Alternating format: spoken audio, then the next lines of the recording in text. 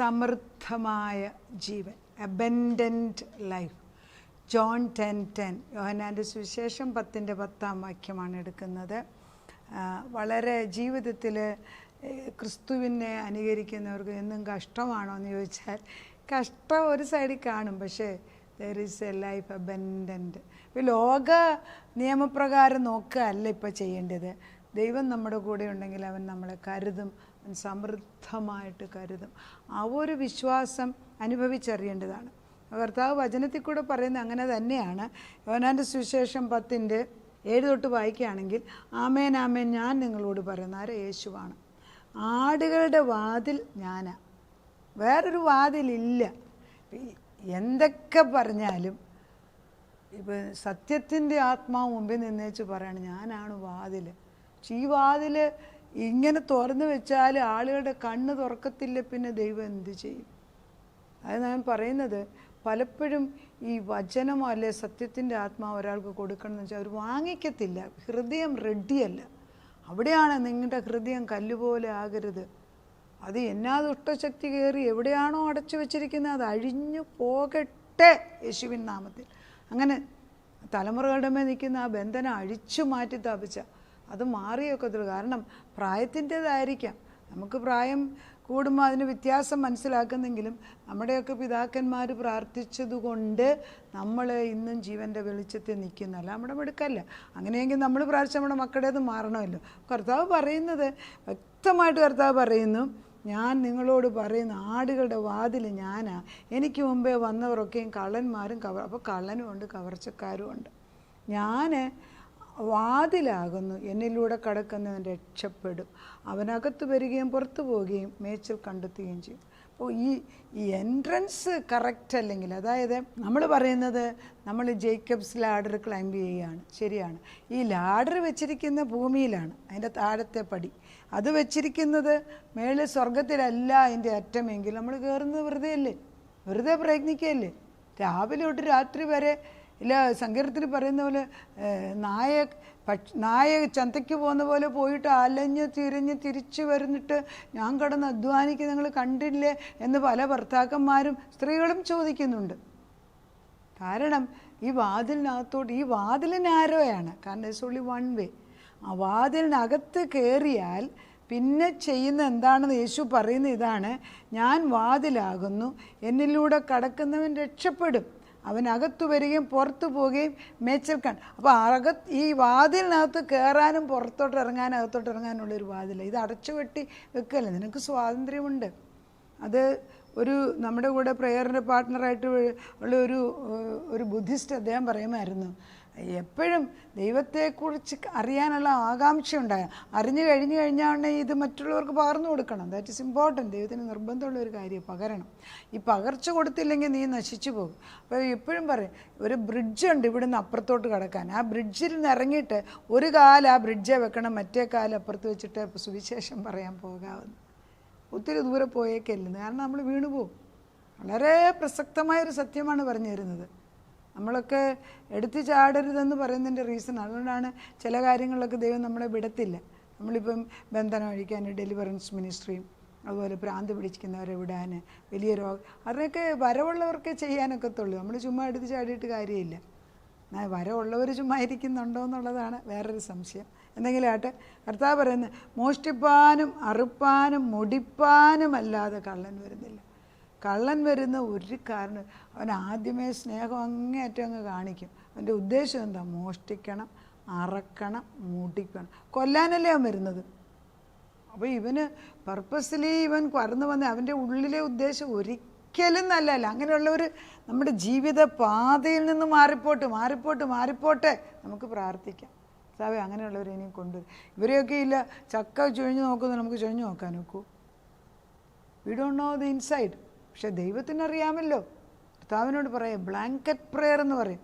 അതായത് ചില അമ്മമാർ പ്രാർത്ഥന എഴുന്നേൽക്കുമ്പോൾ, ദൈവമേ നിനക്ക് ഇതമില്ലാത്ത എൻ്റെ കണ്ണുകൊണ്ട് കാണാനോ ചെവി കൊണ്ട് കേൾക്കാനോ സംസാരിക്കാനിടയാ, അധരങ്ങളെയൊക്കെ നീ തന്നെ പൂട്ടി വെച്ചോണമേ. അതായത് നിർബന്ധമാണ് ഈ TV ന്യൂസ് കേൾക്കുന്നത്, അല്ലെങ്കിൽ യൂട്യൂബിൽ ഈ നമ്മൾ ഈ പഹൽഗാമിലേക്ക്, ഈ കാശ്മീരിലെ ഈ നമ്മളെ ടെററിസ്റ്റിൻ്റെ പ്രവർത്തനം ഒരു ദിവസം നമ്മളൊന്ന് വായിച്ച് രണ്ടാം ദിവസം അന്ന് വൈകിട്ട് വരെ പിന്നെ അതാണ് ചിന്ത. നമ്മുടെ മനസ്സിന് എന്തോ ഒരു തേങ്ങലാണ്. കാരണം every news has an effect on our body. നമ്മുടെ ദേഹം ദേഹി ആത്മാവിൻ്റെ തലത്തിൽ ഇത് പ്രവർത്തിക്കുന്നുണ്ട്. അതുകൊണ്ടാണ് നല്ലതല്ലാത്ത ഒന്നും കേൾക്കരുതേ എന്ന് ദൈവം പറയുന്നത്. അത് ഫിലിപ്പിയർക്ക് എഴുതിയ ലേഖനം 4:8 പറയുന്നുണ്ടത്. നിർമ്മലമായതും വിശുദ്ധമായതും ഉത്തമമായതും അല്ലാതെ സത്യമായതും അല്ല ഒന്നും കേൾക്കരുതെന്ന് വചനം എഴുതി വെച്ചിട്ടുണ്ട്. പക്ഷെ ആരാണ് ഈ ലോകത്തിൽ നടക്കുന്ന മ്ലേച്ഛതയും ദുഷ്ടതയും എല്ലാം നമ്മൾ ഫേസ്ബുക്കിലൊന്ന് നോക്കിയാൽ, നമ്മൾ ക്രിസ്ത്യൻ മെസ്സേജ് നോക്കി അതിൻ്റെ ഇടയ്ക്ക് കയറി വരും വേണ്ടാത്ത, പിന്നെ അത് കണ്ടുകൊണ്ടിരിക്കും നമ്മളറിയാതെ. ചിലപ്പോൾ ഒരു കുക്കിംഗ് എന്നും പറഞ്ഞ് തുടങ്ങി തരാം, അല്ലെങ്കിൽ ഗാർഡന്. പക്ഷെ കയറി വരുന്നത് പിന്നെ വേണ്ട, പിന്നെ നമ്മൾ സമയം പോകുന്നത് അറിയില്ല. കാരണം this has an effect on our senses, പുറമേയുള്ള സെൻസസ്. പിന്നെ അത് സാറ്റിസ്ഫൈ ചെയ്തല്ലേ ജീവിക്കുന്നത്. അതിൽ നിന്ന് മാറണം നമ്മൾ. കർത്താവ് പറയുന്നത് കർത്താവ് പറയുന്നത് ദുഷ്ടൻ വരുന്ന മുടിപ്പാനും അറപ്പാനും കൊല്ലാനും അല്ല വരുന്നത്, അവർക്ക് ജീവൻ ഉണ്ടാകുവാനും സമൃദ്ധിയായിട്ടുണ്ടാകുന്നു അത്ര ഞാൻ വന്നു. യേശു വരുന്നത് എന്തിനാണ്? നമുക്ക് ജീവൻ തരാൻ. അതുകൊണ്ടാണ് ഈ ജീവൻ്റെ കിരീടം നമ്മൾ ആദ്യം പഠിപ്പിച്ചത്. നമ്മൾ ജീവനോട് ചേർന്ന് നിൽക്കുന്ന മക്കളാണ്. നമ്മളും മരണവും കൂടെ എന്തെന്ത്, അതായത് ഇരുട്ടും വെളിച്ചം തമ്മിൽ എന്ത് കാര്യം? ദുഷ്ടനും മാമോനും ദൈവത്തിൻ്റെ പണവും കൂടെ എന്ത് കാര്യം? മാറിപ്പോട്ടെ. ഇതൊരു സ്പിരിറ്റാണ്. ആ സ്പിരിറ്റിനെ അടിച്ചിറക്കണം. ഞാൻ നല്ല ഇടയനാകുന്നു. നല്ല ഇടയൻ ആടുകൾക്ക് വേണ്ടി തൻ്റെ ജീവനെ കൊടുക്കുന്നു. ഞാൻ നല്ല ഇടയൻ. പിതാവ് എന്നെ അറിയുകയും ഞാൻ പിതാവിനെ അറിയുകയും ചെയ്യുന്നത് പോലെ ഞാൻ എനിക്കുള്ളവയെ അറിയുകയും എനിക്കുള്ളവ എന്നെ അറിയുകയും ചെയ്തു. ആടുകൾക്ക് വേണ്ടി ഞാൻ എൻ്റെ ജീവനെ കൊടുക്കുന്നു. ഇതാണ് ഞാൻ നേരത്തെ ഒരു മെസ്സേജിൽ പറഞ്ഞത്. കർത്താവിൻ്റെ ആടുകളിനെ ദൈവത്തിനറിയാം വ്യക്തമായിട്ട്. പിതാവ് അയച്ച ആടുകൾ ആരൊക്കെയെന്ന് യേശുവിനറിയാം. ആ യേശു ആകർഷിച്ചിട്ടല്ലാതെ ആരും ഈ എൻ്റെ വചനവും കേൾക്കത്തില്ല. ഇതുപോലെ വേറെ പലരുടെ വചനവും കേൾക്കണമെങ്കിൽ തന്നെ പരിശുദ്ധാത്മാവിൻ്റെ ആകർഷണ ശക്തി വരണം.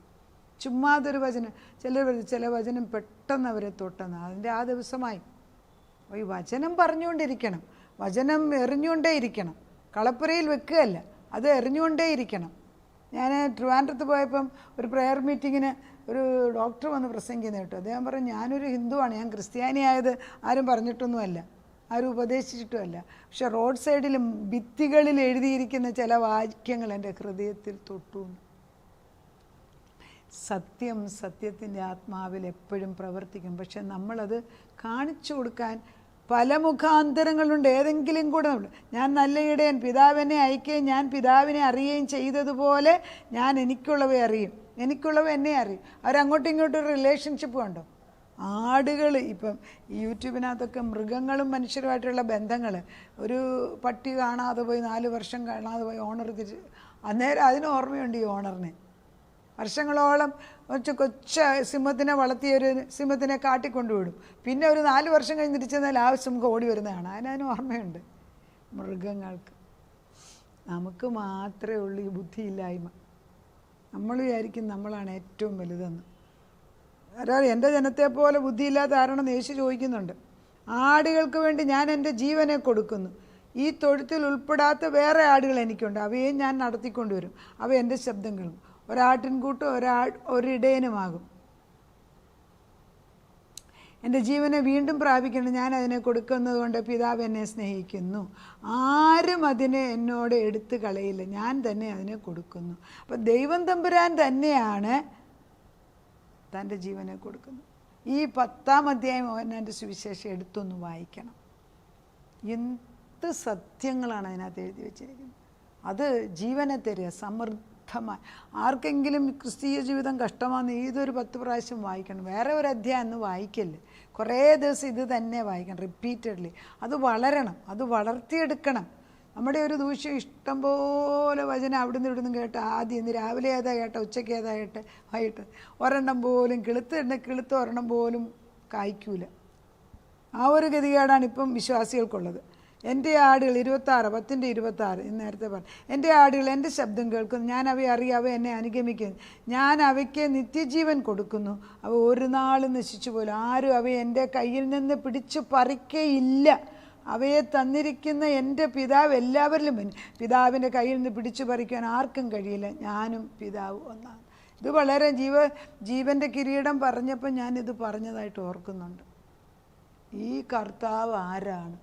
L Shaddai, Elohim, God Almighty, Adonai, Yahweh, El Elyon, Jehovah Jireh, യഹോവ ഷമ്മ, യഹോവ റോയി, യഹോവ മക്കിഡിഷ്കെ.